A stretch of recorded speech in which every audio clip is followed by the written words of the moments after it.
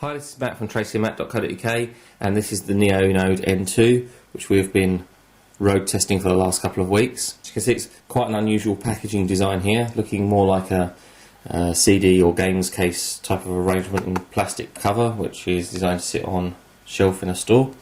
But let's just take a look inside, and I'll show you the device. First of all, so we get the N2 itself, which is absolutely tiny, weighs next to nothing. It kind of resembles a Tamagotchi or Cyber Pet type of toy. We'll talk about that just a little bit more in a moment. Also in the box you get your 1 gig mini SD card. There are also some headphones which are accessible through the rear. You have your warranty card and a quick start guide. That is the only thing you get in terms of a manual. There's a pouch inside which contains, firstly, a mains charger, which you'll notice here is only a European charger. There's also this inline headset arrangement which plugs into the top of the N2, then gives us an inline volume control and a place there to plug in our own 3.5mm headphones. And finally, inside the pouch is a USB sync charge cable for connecting to your PC. Lastly, we have our headphones, which I'll just remove from the box here. There we have our headphones. These look pretty good quality actually. They are right in ear type headphones. They are 3.5mm jack, so you can substitute these with your preferred brand and style of headphones should you so desire. Okay, so looking at the device, as I say, very small, weighs just around 65 grams, including the battery. There is a little navigation sort of joystick on the bottom here, which I'm going to talk about in just a minute or two. This side you have an up and down rocker style button arrangement for your volume control, and just underneath that you have your power button. That's about it in terms of controls. Everything else is touchscreen. Just on the rear you have a 2-megapixel camera. The actual quality of the camera isn't bad. It's pretty average, to be honest. 2-megapixel, it's acceptable for a mobile phone, I would say. On the back there is the speaker where obviously the ringtone and everything is emanated from, but also when you use the phone you actually use it kind of in reverse, so this part is held against your ear and your face rather than the front as you'd find with most phones. That's kind of good and bad in many ways. It's good in that you don't push your face and your ear up against the screen to make it dirty, but also bad in that when you're talking to somebody, everybody else that's sort of standing near and around you can see the phone number than the person that you're talking to on the screen. So let's put in the memory card. You'll notice that the battery is part of the rear cover. It's actually glued in, so you can't replace the battery without replacing the whole rear cover. And inside we have space for a SIM card and that memory card. Now that memory card is very important, and very important that it's included, because I think I'd say uniquely the N2 has its operating system installed on the removable memory card. Now that's an interesting idea. I'm not sure the advantages of that, to be perfectly honest. The disadvantages being that if you lose that memory card, or if you want to substitute that memory card with another, it's not just straightforward. You have to download the operating system either from this memory card or from the Neonode website and configure another memory card. And also it takes up a certain amount of storage on that memory card, which you then can't use for your own photos or videos or MP3s. So it's kind of a strange idea to do that. The N1 does a very similar thing. I don't know if you can pick out there, but it says here Windows Embedded CE6 Professional.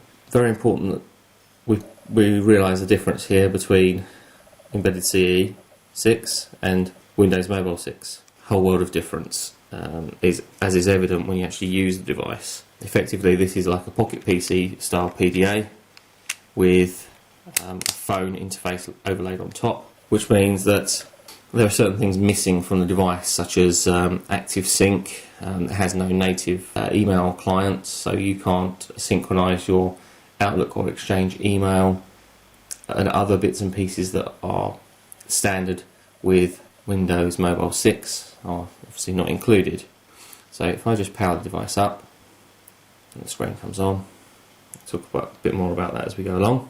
I think the thing to consider when you consider the N2 is you kind of have to disregard the fact that it's Windows CE 6 and think of it as being just any other mobile phone, such as a Nokia or a Samsung. Don't think of this at all as being a smartphone or pocket PC device. I think if you do think of it as being a smartphone or pocket PC device, you're going to be disappointed, and you're going to kind of fall into a trap of, well, trying to install Pocket PC or Windows mobile applications on here that frankly just don't work. I've really struggled to find anything that does work with this device beyond the very, very basic applications, and certainly none of the games for Windows Mobile or Pocket PC that I've actually downloaded do work. So while this is actually booting up, the screen incidentally is 176 by 220, so it's the old smartphone standard display. Obviously it's a very small screen anyway, but still I would have liked to have seen them squeeze a 240/320 display in there. I don't think it would have been impossible. There's certainly displays of this size available in a 240/320 resolution. That said, the screen is quite nice, it works quite well, it is nice and bright, and it does the job. So first of all, I'm just going to mention this joystick down the bottom here. It is a navigation joystick, it does up, down, left and right. It doesn't have a press action in the middle. Effectively, if you do press it down hard enough, it actually presses up, down, left and right simultaneously. Isn't a great joystick, I have to be honest. You have to press it quite hard in either direction to make it work. You probably wouldn't use this, you're going to want to use the screen. I'm referring to it as a touch screen, but it actually technically isn't a touch screen.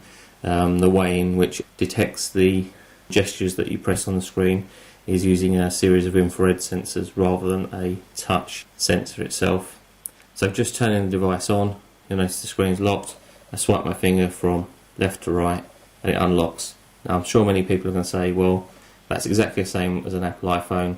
What's the big deal there? Well, it's probably worth mentioning, and I'll bring it in now, that the Neonode N2 on the right here was the first device to use this gesture-based navigation, but they first did this in about 2003-2004, so long before the Apple iPhone. So it's interesting that Apple laud that feature, the whole swipe feature, as being new and unique. So I'll unlock again. At the bottom we can see a series of arrows that show us what we can do. We can slide our finger up, get into a menu there. We have the ability to look at our contacts, camera, messages and so on. Messages here doesn't relate anything to email, it's purely SMS. Sliding along the top, we have music, a file browser, videos, calendar, notes and Tetris. We have alarm clock settings, internet browser, calculator and tasks. The internet browser is kind of their own version. I think it uses IE or Pocket IE for the back end, but it has its own style of working. And finally, the final tab, swiping along the top, is a series of shortcuts to files on the device. These two are both movies. So swiping back to come out of there, back swipe at the bottom there is always like to return to the previous page. We can see our number dialer here, and instantly when we actually tap the screen with the buttons, there is a tactile response to the button press, so you can feel that you've pressed the button, which is a nice idea. So coming back out of there, finally we have all of our settings on the final tab. You will want to go into communications when you first pick the device up, because you will have to set up things like GPRS. And now is a good time to mention that this device is GPRS only, no 3G, no Edge, no UMTS or anything like that.